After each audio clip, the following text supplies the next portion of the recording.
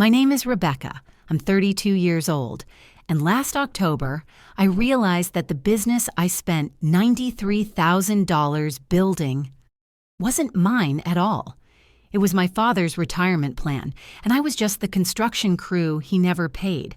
For 7 years, I worked 16-hour days, mortgaged my condo, maxed out 3 credit cards, turned down job offers that would have tripled my salary, all so my father's auto repair shop, Henderson's Garage, could survive the digital age.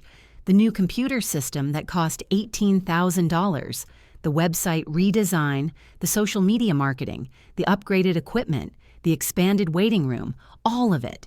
Every single upgrade funded by me.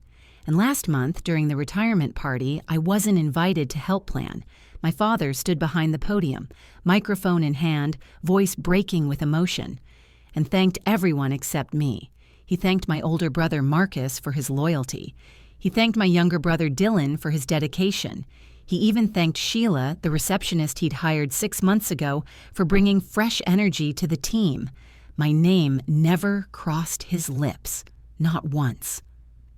I stood in the back of the VFW hall, not at the family table in the front, surrounded by mechanics I'd hired but never worked alongside, watching my father hand Marcus the keys to the business I'd saved from bankruptcy twice. And that's when I felt it. This cold, heavy realization that settled in my chest like a stone. They'd written me out of the story completely, and I'd paid for every page. I didn't cause a scene. I didn't cry in the parking lot or confront anyone. I smiled through the cake cutting, hugged my dad goodbye, told him I was proud of him, and drove home in complete silence. The drive home was 51 minutes. I know because I counted every single one, staring at the GPS on my phone while my mind replayed the evening on a loop. Dad's speech, his voice trembling with gratitude, thanking everyone who'd done the bare minimum while ignoring the daughter who'd mortgaged her life for his dream. I kept both hands on the wheel, breathing slowly, trying to use those mindfulness techniques my therapist taught me. They weren't working. By the time I pulled into my condo parking garage, my neck was stiff from tension. My jaw hurt from clenching.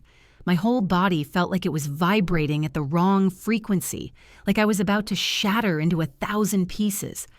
I sat in my car with the engine off for maybe 40 minutes, maybe longer. Time felt weird. The parking garage lights hummed. Someone's car alarm went off 2 floors up, and I just sat there, replaying everything. Not just tonight, but all of it. Every wire transfer, every loan, every moment I'd sacrifice my own future so Dad could keep his.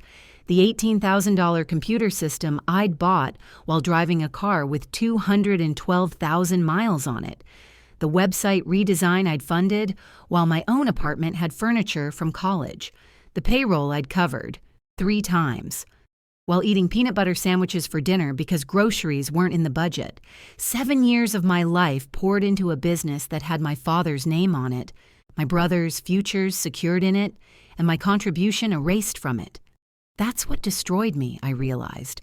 Not the money, not even the lack of recognition. It was the erasure. I had been there the entire time, funding everything, fixing everything, saving everything. And I was still somehow invisible, standing in the back, not at the family table with my parents and brothers, not mentioned in the speech, not given the keys, just another guest, another warm body filling space, like I hadn't spent 7 years bleeding money into that garage to keep it alive. When I finally went inside my condo, it was almost 2 a.m. The silence was suffocating. No TV, no music, just the hum of my refrigerator and the sound of my neighbor's dog scratching at their door. I didn't turn on any lights. I walked straight to my home office, still wearing that ridiculous blue dress I'd bought on clearance, and opened my laptop, banking app. I pulled it up with shaking hands. Current balance, $2,863. That's what 7 years of sacrifice had left me with. Not enough for a month's mortgage and groceries. Not enough for an emergency. Barely enough to exist.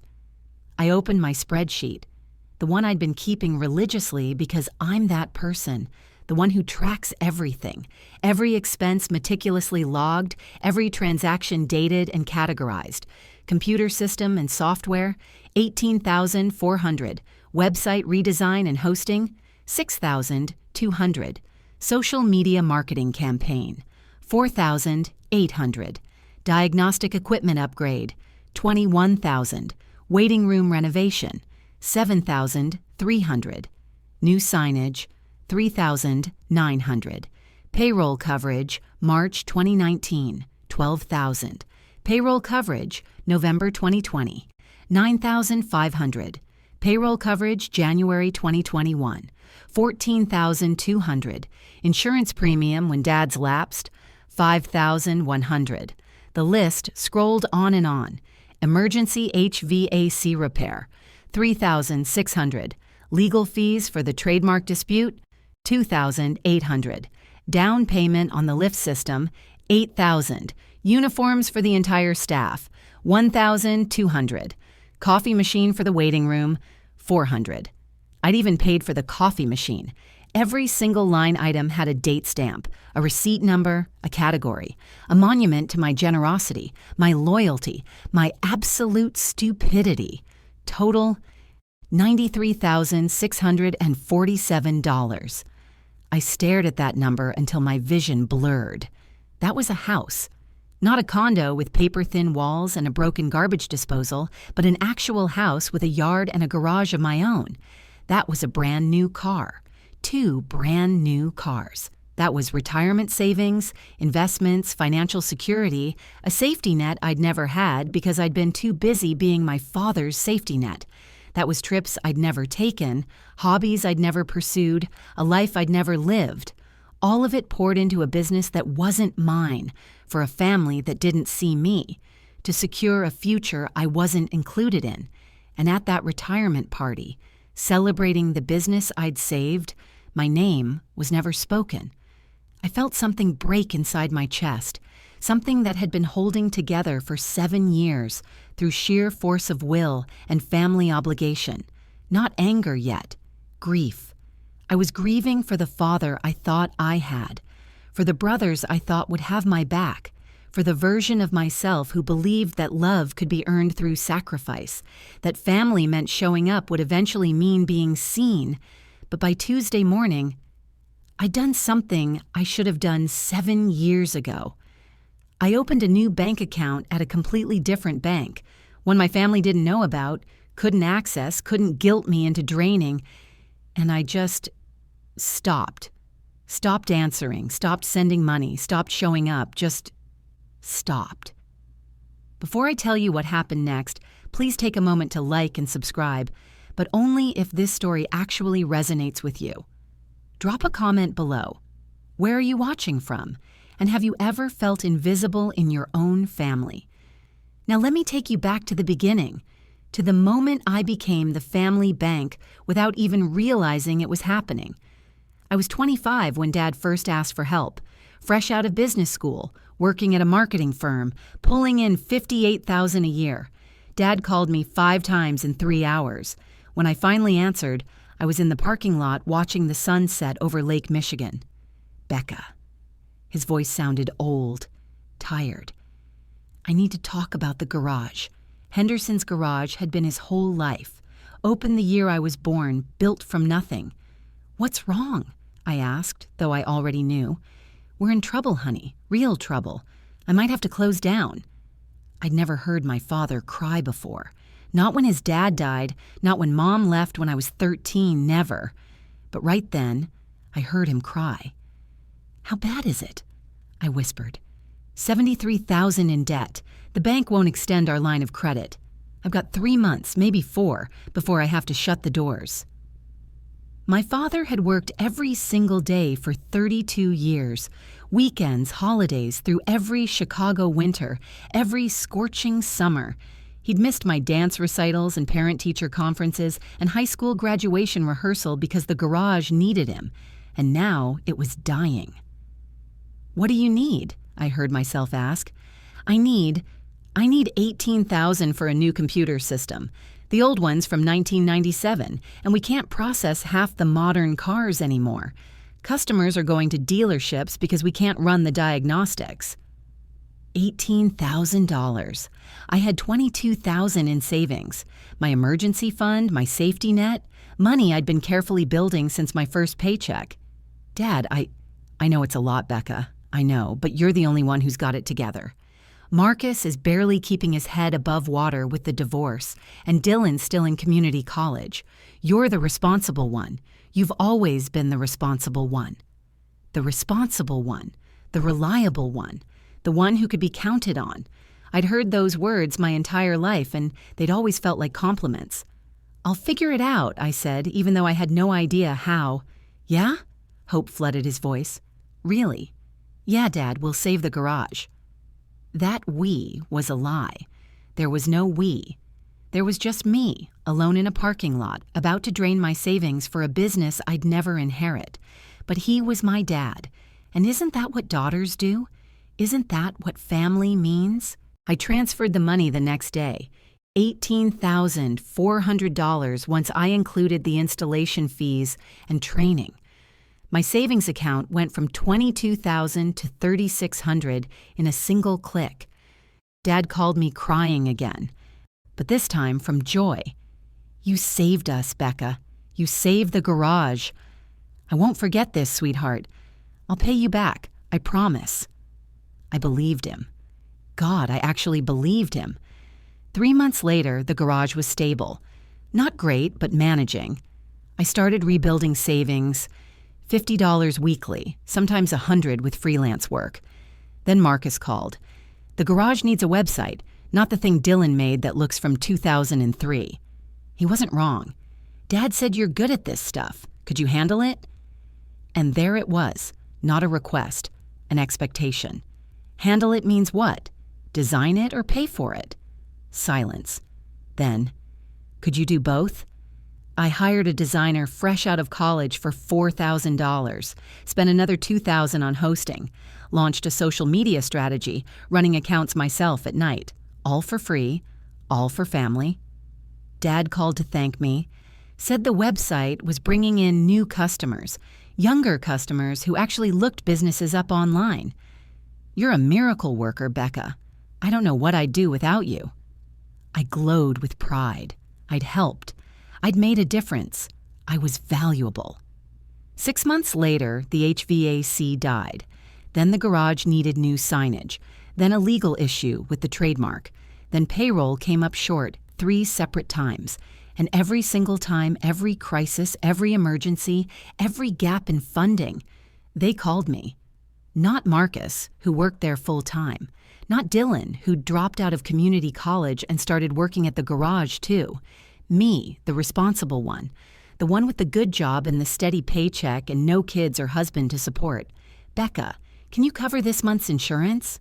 Becca, we're short on payroll. Becca, the lift system needs replacing. Becca, Becca, Becca. And I said yes, every time, every single time. Because they needed me. Because I was helping. Because this was family, and family shows up. I stopped going out with friends. Too expensive. Stopped dating. Couldn't afford dinners out. Stopped taking vacations. The garage might need something. Stopped contributing to my 401k. Had to keep cash available for emergencies. My life became smaller and smaller, shrinking down to just work and waiting for the next crisis, the next call, the next time my family would need me to save them.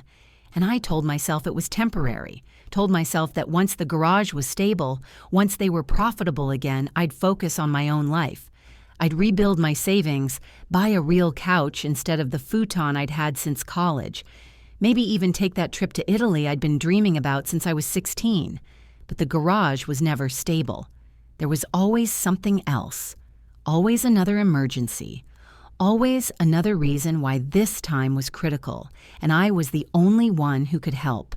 7 years, $93,647, and at the retirement party, when Dad handed the keys to Marcus and announced that Dylan would be the new head mechanic, my name was never mentioned. I was 32 years old, standing in the back of a VFW hall, watching my brothers inherit a business I'd saved, and no one even looked at me. The morning after the retirement party, I woke up and did something I'd never done before. I didn't check my phone, didn't look at texts or emails or missed calls. I made coffee, sat on my balcony in the October cold, and just breathed. My phone buzzed. Then again and again, I ignored it. At 10:37 a.m., it rang. Dad. I watched it ring until it went to voicemail. He called again at 11:15. Then Marcus called. Then Dylan. Then Dad again. I turned my phone off. For the first time in 7 years, I was unavailable. And it felt terrifying and liberating and wrong and right all at the same time. I turned my phone back on at 6 p.m. 14 missed calls, 9 texts. Dad. Call me when you get this. Marcus. Hey, you okay? Dad's worried. Dylan. Yo, you alive? Dad again. Becca, I need to talk to you about something important. Marcus again. Seriously, call back. Dad's freaking out. I knew what they wanted. There was always something. Some emergency, some problem, some bill that needed paying. But for the first time in 7 years, I didn't care. I texted Dad, I'm fine. Just needed a day to myself. Talk tomorrow. His response was immediate. Tomorrow's not great. I need to talk today. It's about the garage. Of course it was. What about the garage? I typed back, my hands shaking. Marcus wants to expand the business, open a second location. We need to talk about financing. I stared at that message for a full minute. Expand? They were talking about expanding? The business I'd saved from bankruptcy was now successful enough to expand, and they wanted more money from me? I typed and deleted 3 different responses before settling on, I'm not available for garage financing anymore. You should talk to a bank. 3 dots appeared immediately, disappeared, appeared again. Becca, what does that mean? It means I'm done funding the garage, Dad. I can't anymore. My phone rang instantly. I didn't answer. It rang again and again. I turned it off. Wednesday morning, I went to work like normal, except nothing was normal because my phone wouldn't stop vibrating in my desk drawer. I'd turned it back on during my commute, and the messages were rolling in. Dad, we need to talk about this. Marcus, what's going on with you? Dylan, Dad said you're bailing on us? Mom, yes, my mother, who I hadn't heard from in 3 years. Your father called me very upset. What did you do? What did I do? I stopped setting myself on fire to keep them warm. That's what I did. At lunch, I finally called Dad back. Becca. His voice was cold, clipped. We need to talk. Okay, let's talk. What's this about you not helping with the garage anymore? I took a deep breath. Dad, I've given $93,000 to the garage over 7 years. I can't keep doing it. Silence. Then, 93,000? That seems exaggerated. Exaggerated. Exaggerated. I have a spreadsheet, Dad. Every payment, every transfer, every expense. $93,647, plus the hundreds of hours I've spent running your social media, managing your online presence, designing marketing materials. Well, we're family, Becca. Family helps each other. I've been helping for 7 years. I've helped so much that I have less than $3,000 in savings. I can't afford to help anymore. So what? You're just going to abandon us when we need you most? There it was. The guilt, the manipulation, the implication that having boundaries made me a bad daughter. I'm not abandoning you. I'm just not your bank anymore. This is really selfish, Becca. I raised you better than this. My hands were shaking so hard I almost dropped my phone. Selfish? I've given you almost $100,000, Dad. How is that selfish? You make good money. You don't have kids. You can afford to help. Your brothers have families to support. Marcus had recently remarried. Dylan had a girlfriend and a baby on the way, and apparently that meant my money was theirs because I'd made different life choices. My financial situation is not up for debate, I said quietly. I'm done funding the garage. That's final. Well? His voice went ice cold. I guess we know where we stand then. Don't expect your brothers to welcome you at family dinners if this is how you're going to be. He hung up. I sat in my car in the parking garage of my office building, hands gripping the steering wheel, tears streaming down my face. My father, the man I'd sacrificed everything for, had just threatened to exclude me from family dinners because I wouldn't keep paying him. Thursday brought a group text from Marcus. Family dinner Sunday at Dad's, 5 p.m. Be there. I didn't respond. Dylan texted separately. You coming Sunday or what? I typed back. Probably not. Seriously, you're really doing this? I'm not doing anything, Dylan. I just need space. From family? That's messed up, Becca. I didn't respond. Sunday came and went. I spent it alone in my condo, meal prepping, doing laundry, watching movies. My phone stayed silent. No one called to ask where I was. No one texted to check on me. The family dinner happened without me, and apparently no one cared enough to notice. Monday morning, I got an email from Dad's lawyer. Subject line: Henderson Family Business Trusts. My heart sank before I even opened it. The email explained that Dad had created a family business trust, naming Marcus as primary trustee and majority stakeholder, Dylan as secondary trustee, and nothing about me. Not a mention, not a percentage, not even a footnote. There was, however, a section labeled Outstanding Debts and Financial Contributions. It listed a loan from Henderson Enterprises, Dad's business entity, to me, $18,000. The computer system. The thing I'd paid for, the thing I had receipts for, was now being classified as a loan to me. I called the lawyer's office immediately. This is Rebecca Henderson. I received an email about family business trusts, and there's an error. The paralegal on the other end sounded bored. What's the error? It lists a loan to me for $18,000. That's backwards. I paid for the computer system. I have bank statements proving it. Hold, please. I was on hold for 11 minutes. When she came back, her tone had shifted. Miss Henderson, according to our records, Henderson Enterprises made a loan to you in 2019. If you have documentation proving otherwise, you're welcome to submit it for review. I'm telling you, I have bank statements. I can email them right now.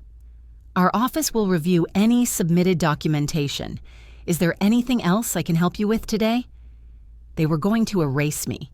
Not just from the story, not just from recognition, but from reality itself. Turn my sacrifices into debts I supposedly owed them. I hired my own lawyer that afternoon. Cost me $2,000 I couldn't afford for a consultation and document review.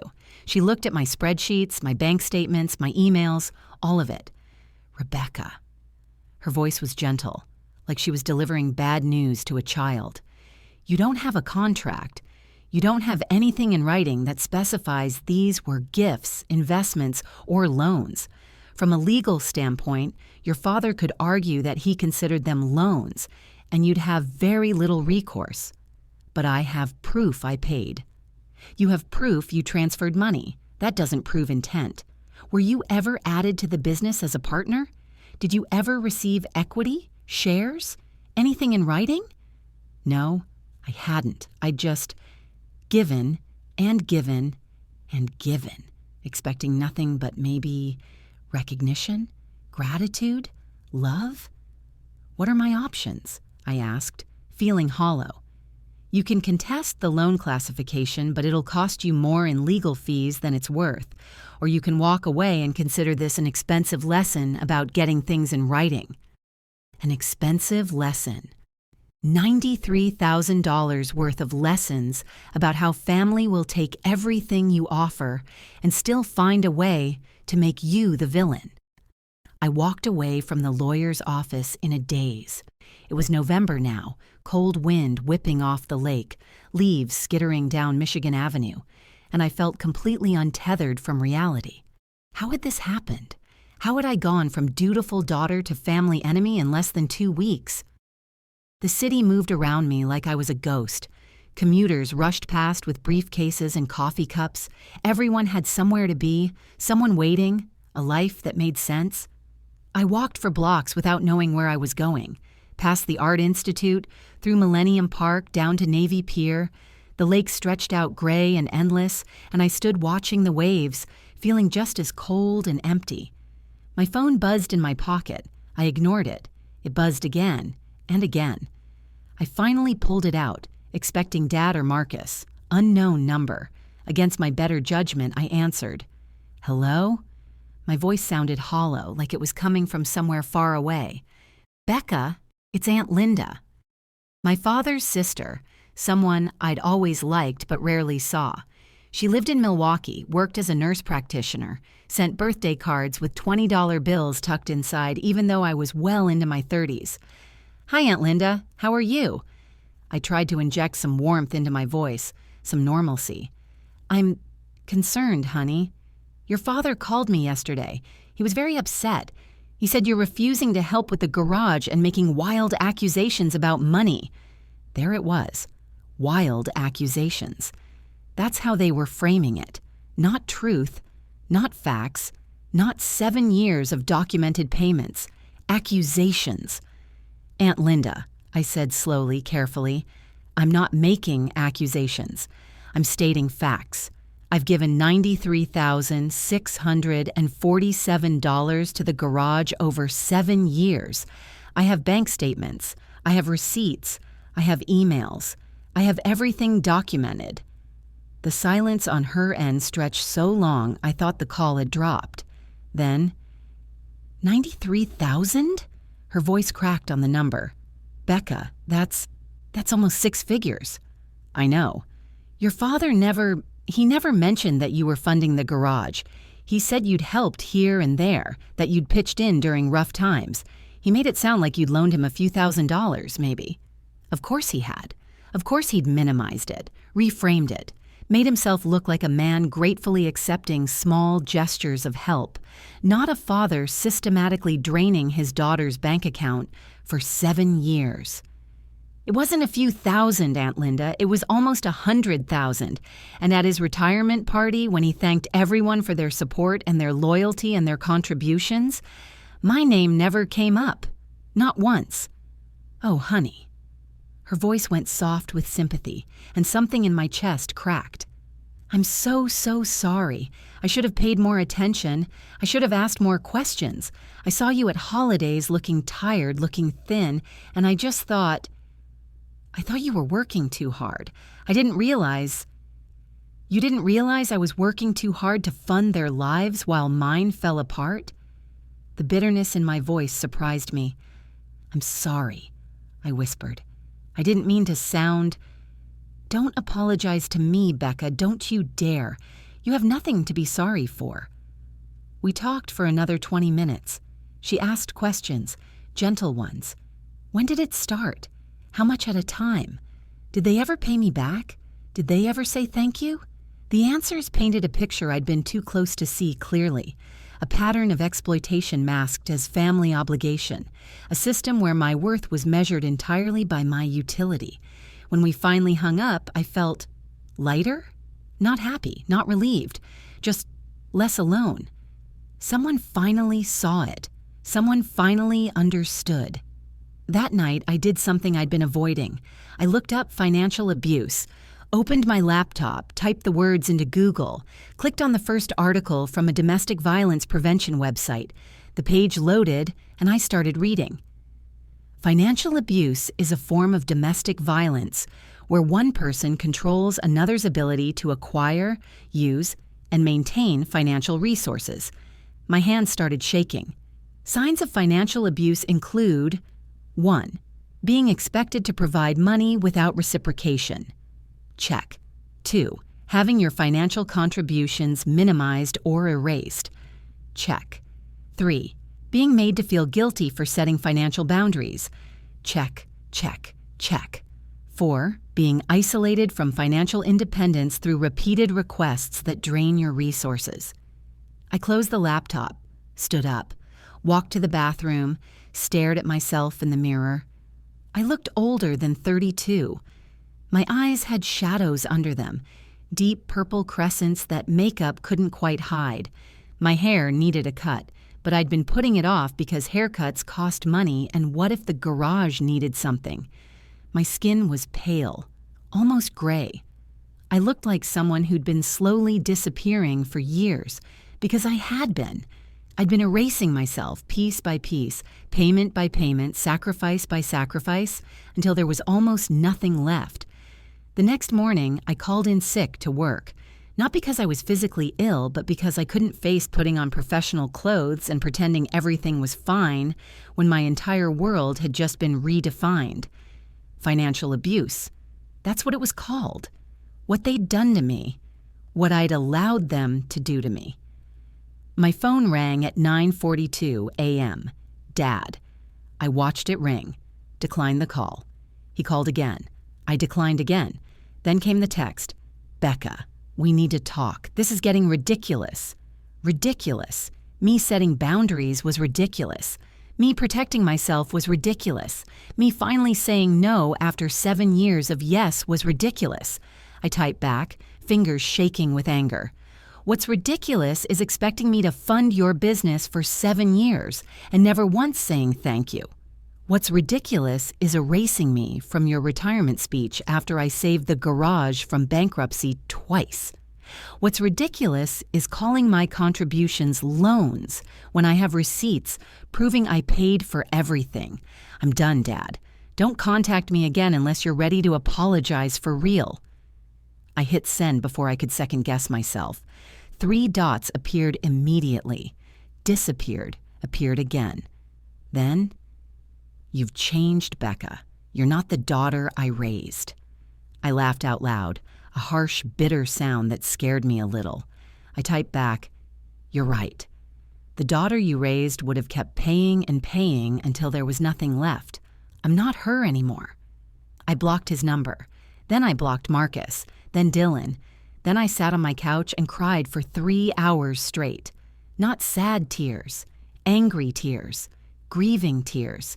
Tears for every dollar I'd sent, every sacrifice I'd made, every version of myself I'd abandoned to be what they needed. My phone buzzed. Unknown number. Against my better judgment, I answered. Hello? My voice was wrecked from crying. Becca, it's Aunt Linda. My father's sister, someone I'd always liked but rarely saw. Hi, Aunt Linda, how are you? I tried to inject some warmth into my voice, some normalcy, but it came out flat. I'm calling because I just got off the phone with your father. He's very upset. Aunt Linda, I've given $93,000 to the garage over 7 years. I have documentation. I'm not making accusations. I'm stating facts. Silence on her end. Then, 93,000? Yes. Becca, I had no idea. Your father never mentioned that you were funding the garage. He didn't mention it at his retirement party either. Didn't mention me at all, actually. More silence. I'm so sorry. I should have paid more attention. I should have asked more questions. It's not your fault, I said, surprised by my own calm. It's mine. I let it happen. What are you going to do? What was I going to do? I don't know yet, I admitted, but I know I can't keep doing this. That night, I sat down and wrote an email, not to Dad, not to my brothers, to myself. Subject line, the truth.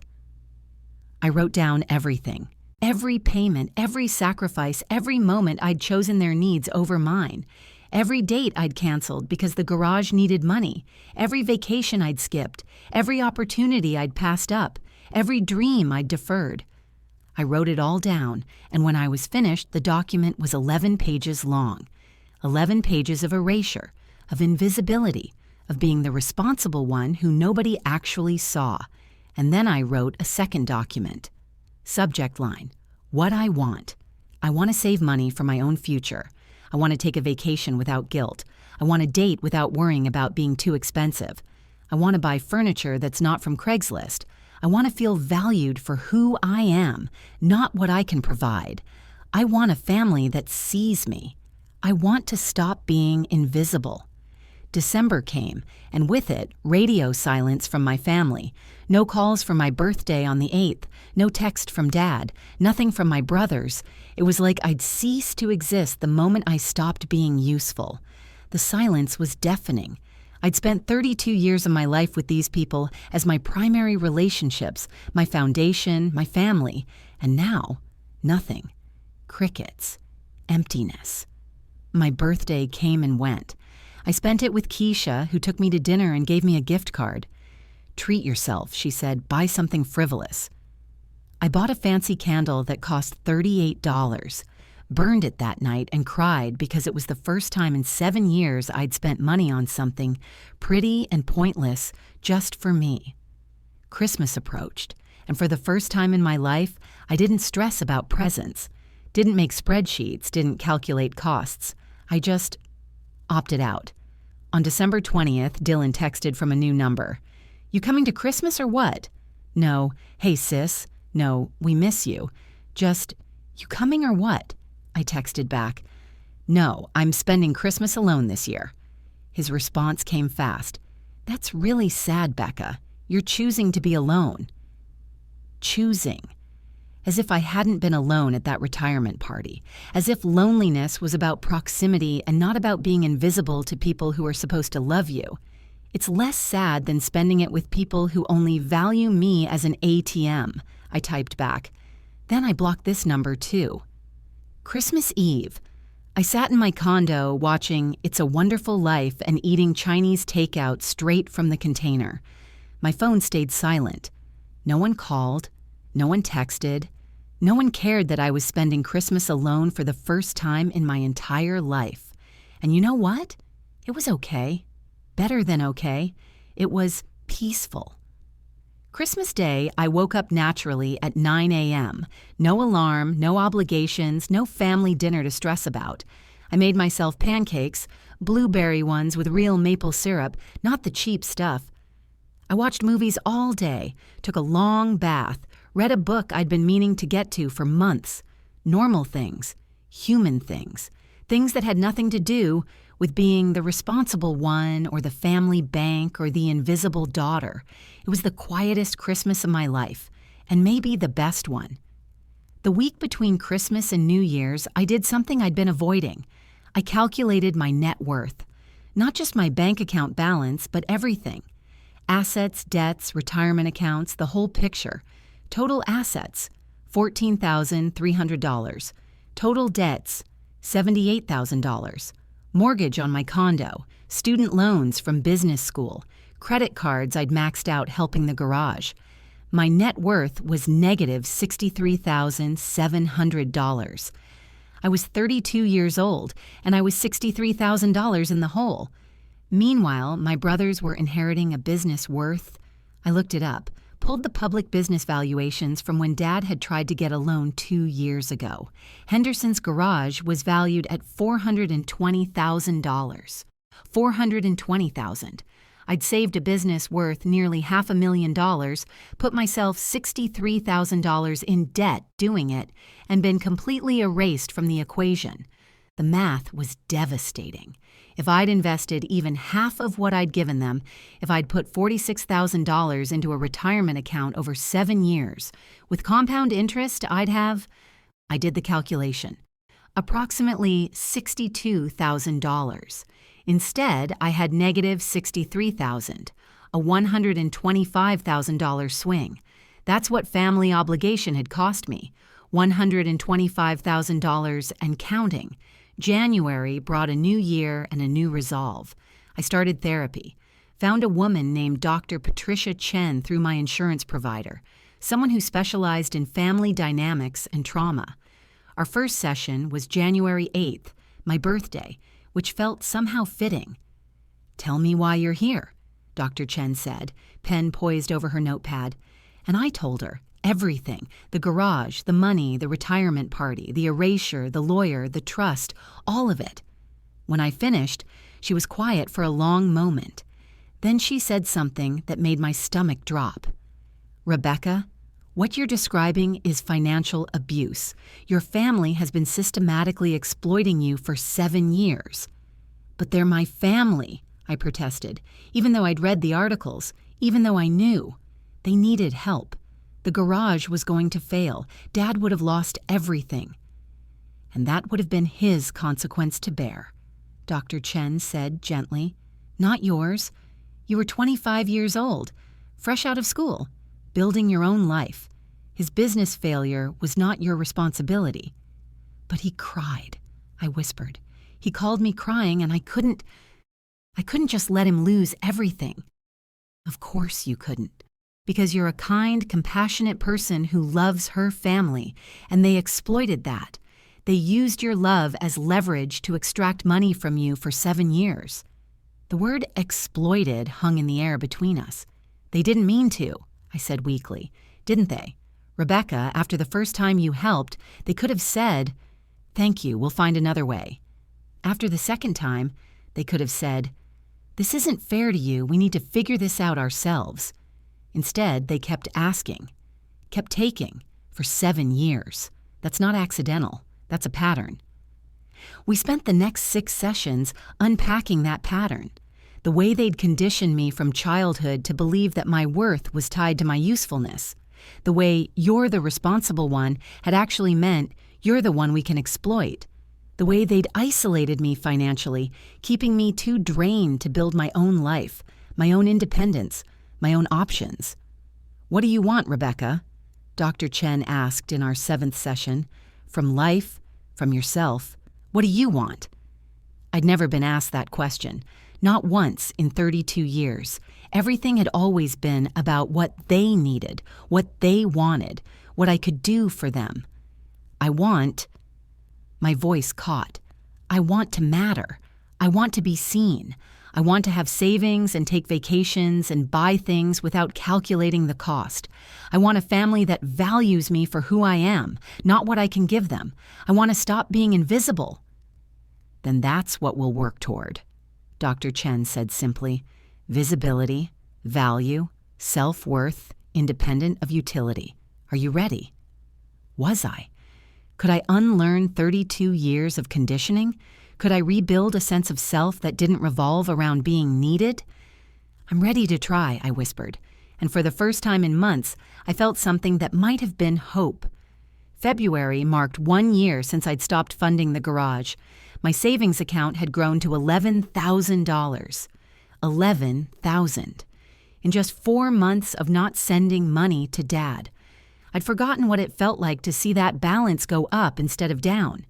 I treated myself to something small, a new coat, not from clearance, not on sale, just a coat I liked. It felt revolutionary. That same week, I got a letter in the mail, handwritten, from Dad. My hands shook as I opened it. "Dear Becca, I've been doing a lot of thinking over the past few months. Your Aunt Linda talked to me about some things, and I wanted to reach out. I'm sorry for how I handled the retirement party. I should have thanked you. You did help the garage a lot over the years. Maybe we can talk sometime. Dad." I read it 3 times, looking for... what? Acknowledgement? Accountability? An actual apology? All I found was, "I should have thanked you and you helped a lot." Not, "I exploited you." Not, "I took advantage of your generosity." Not, "I erased your contributions." Just, "You helped." Like I'd volunteered a few hours, not funded 7 years of their lives. I didn't respond. March brought spring and something unexpected. A date. My friend Keisha had been trying to set me up for months with her cousin, James. I'd always said no. Too busy, too broke, too emotionally unavailable, too broken. But on a random Tuesday, sitting in Dr. Chen's office talking about how I'd isolated myself from potential relationships because I couldn't afford to split dinner bills, she asked me a question. What if someone wanted to date you not for what you could provide, but just for who you are? That doesn't happen, I said automatically. Relationships are transactional. Everyone wants something. Rebecca. Her voice was gentle but firm. That's what your family taught you. That love is conditional. That relationships are about utility. But that's not universal truth. That's trauma. Trauma. The word landed like a punch to the gut. I'd been traumatized by my own family, by the people who were supposed to love me unconditionally. That night I texted Keisha, "Still want to set me up with your cousin?" Her response was immediate. "OMG, yes. Are you serious?" "I'm serious, but he needs to know I'm broke and in therapy and kind of a mess right now." Becca, he's a high school history teacher who spends his weekends building model trains. He's not looking for someone rich. He's looking for someone real. We met for coffee on a Saturday afternoon. James was not what I expected. Tall, yes, but in a lanky, slightly awkward way. Glasses. A vintage Rush t-shirt. Nerdy in the best possible way. "Keisha says you're in marketing," he asked, stirring sugar into his coffee. "I am. Digital marketing for a tech company. It's boring, but it pays the bills." I paused. "Most of them anyway." He laughed. "I feel that. Teacher salary is, well, let's just say I have a lot of student loan debt and not a lot of discretionary income." Something in my chest loosened. He got it. He understood being stretched thin financially. We talked for 2 hours. About work, about Chicago, about movies and books and travel we'd like to do someday. He didn't ask me for anything, didn't expect me to pick up the check. We split it 50-50, and when I pulled out my card, he didn't make a big deal about it or insist on paying like it was some kind of masculine obligation. Our second date was dinner at a Thai place in Wicker Park. Casual, inexpensive, comfortable. He told me about his family, parents still married, 2 sisters, Sunday dinners that were loud and chaotic and full of people actually liking each other. "Do they get along?" I asked, fascinated. "Your family, I mean. Like, genuinely?" "Most of the time, yeah. I mean, we argue about politics and who forgot to take out the trash and stupid stuff. But at the end of the day, we've got each other's backs, you know?" I didn't know. I had no idea what that felt like. On our third date, walking through Millennium Park after seeing a movie, he asked about my weekend plans. "Nothing special," I said. "I don't really see my family anymore." "Oh." He didn't push, didn't pry, just waited. And something about his patient silence made the whole story spill out. The garage, the money, the retirement party, the trust, the erasure, all of it. I expected judgment or pity or that uncomfortable look people get when you reveal too much too soon. Instead, he stopped walking, turned to face me, and said something I'd never heard before. "You deserved better than that." 4 words. Simple, direct, true. My voice broke. "I don't think I did. I think I was stupid. I should have set boundaries sooner. I should have—" "No." His voice was firm. "They were your family. You trusted them. You loved them. They exploited that. That's on them, not you." I started crying right there on the path between the bean and the fountain, and he just held me. Didn't try to fix it. Didn't tell me to forgive them or try again or give them another chance. Just held me while I cried for the family I'd thought I had and the daughter I'd been who'd believed love could be earned through sacrifice. "I'm kind of a mess," I whispered when I finally pulled away, wiping my eyes. "I'm in therapy and I'm broke and I have all this baggage. Becca." He smiled. "I'm a 34-year-old high school teacher who lives in a 1-bedroom apartment and spends my free time building model trains. I'm not exactly a prize either. How about we just be messes together?" It was the most romantic thing anyone had ever said to me. We were messes together, for weeks, then months.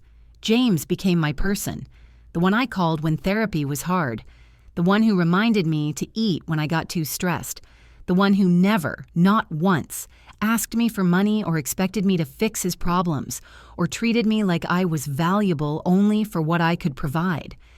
In April, I had a breakthrough in therapy. Dr. Chen asked me to list my qualities, the things that made me me, independent of what I did for others.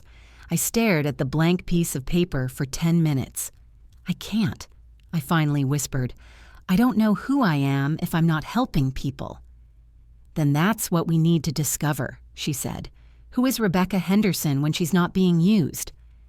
It took weeks, small exercises, things I liked, Mystery novels, coffee with too much cream, true crime podcasts, vintage vinyl records, things I was good at, organizing, problem solving, making people laugh when they least expected it, things I wanted, to travel to Ireland someday, to learn how to cook something other than pasta, to have a garden with tomatoes and herbs. Piece by piece, I started to assemble a version of myself that existed independent of my family's needs. In May, I did something radical. I took a weekend trip with James to Milwaukee, just 2 hours away, nothing extravagant. But it was the first time in 7 years I'd gone somewhere just for fun, just because I wanted to. We stayed in a modest hotel, walked along the lakefront, ate at local restaurants, visited the art museum, and the entire time I didn't check my phone waiting for an emergency, didn't worry about who might need money, didn't feel guilty for spending money on myself. I just existed, present, happy, free. April brought clarity. Dr. Chen asked me a question in our session. If your family reached out tomorrow, genuinely apologized, acknowledged everything, would you go back? I thought about it. Really thought about it. I don't know, I admitted. What would they need to say? They'd need to admit they exploited me. They'd need to apologize without qualifiers. They'd need to show me, through actions not words, that they see me as more than a resource.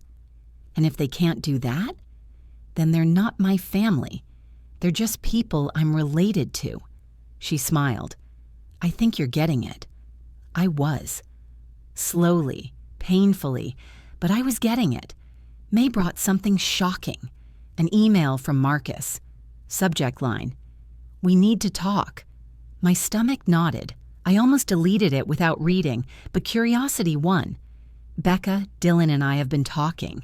We found some of Dad's old files when we were reorganizing the office. We found your payment receipts. All of them. We didn't know you'd paid for so much. Dad told us the business loans were from investors. We thought you just helped here and there, not $93,000. I don't even know what to say. I'm sorry, I should have paid more attention. I should have asked more questions. If you're willing, I'd like to talk. No pressure, I'm sorry. Marcus. I stared at that email for an hour. They hadn't known? Or they'd chosen not to know? There's a difference between ignorance and willful blindness. Which one was this? I didn't respond immediately. I sat with it, talked about it in therapy, discussed it with James, and after 2 weeks, I sent a short reply. Marcus, thank you for reaching out. I'm not ready to talk yet, maybe someday, but I appreciate the acknowledgement. Becca. His response came within minutes. I understand. Take all the time you need. And Becca, you saved the garage. Multiple times. We should have said that years ago. Should have, but didn't. June brought my 33rd birthday. James took me to dinner at a restaurant I'd walked past 100 times, but never entered because it was too expensive. We ordered wine I didn't have to calculate the cost of. We laughed without me checking my phone every 5 minutes waiting for an emergency. We made plans for a weekend trip without me worrying about who might need money. You look different, James said, reaching across the table for my hand. Different how? Happy, at peace, beautiful. I smiled, surprised by my own truth. I think I am happy, for the first time in maybe ever. That night, my phone buzzed, a text from Dad. Happy birthday, Becca. I miss you. I stared at those words. I miss you. Not I'm sorry, not I was wrong, just I miss you. As if that was supposed to fix 7 years of exploitation, I didn't respond. July marked the 1-year anniversary of the retirement party. I didn't wake up crying like I thought I might. I woke up. Okay. I made coffee, went for a run along the lake, met Keisha for brunch. Normal things, human things. Things that had nothing to do with being the responsible one or the family bank or the invisible daughter. James and I had been dating for 4 months. He'd met my friends, I'd met his family, and not once had he asked me for money. Not once had he treated me like I was valuable only for what I could provide. He just liked me. for me. August brought a surprise, an email from Aunt Linda. Becca, I wanted you to know something.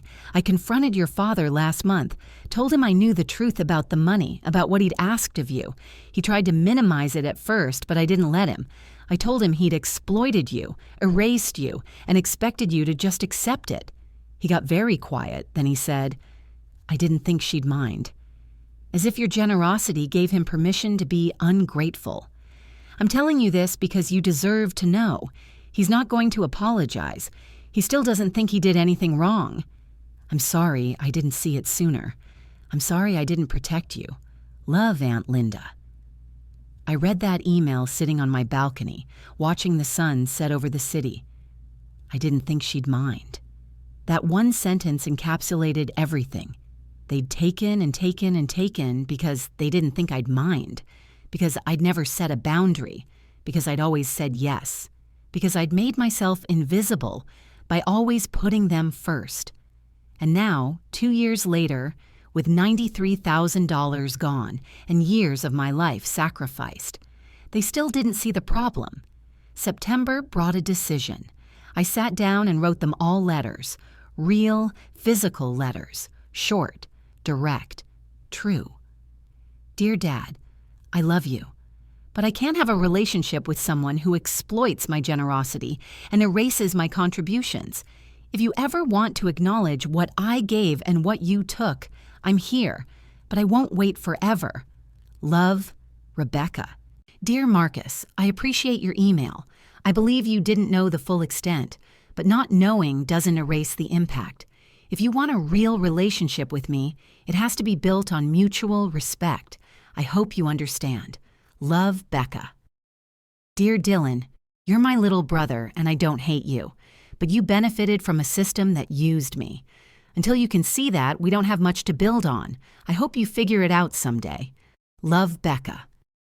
I mailed them all on September 14th. Then I waited. Nothing. No calls. No texts. Silence. But this time, the silence felt like closure. October came, and with it, a realization. I was okay. More than okay. I was good. I had savings growing monthly. I had a relationship with someone who saw my worth. I had friends who valued me. I had a therapist helping me heal. I had a life that was mine. I still thought about them sometimes, wondered how Dad was doing, if Marcus opened that second location, if Dylan's baby was born. But I didn't reach out, because I'd finally learned something that took me 33 years to understand. You are not responsible for other people's dreams at the expense of your own. You are not selfish for having boundaries, and being family doesn't give someone permission to use you. If I could go back and tell 25-year-old me anything, sitting in that parking lot about to transfer the first $18,000, I'd say this: your father's business is not more important than your life.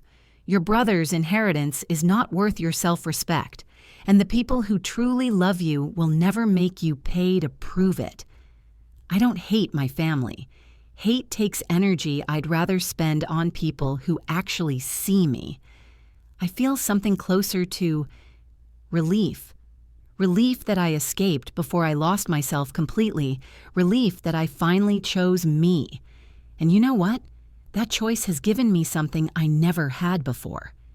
Peace. For the first time in my entire life, I am not performing for an audience that only applauds when I'm giving something away. I'm just living.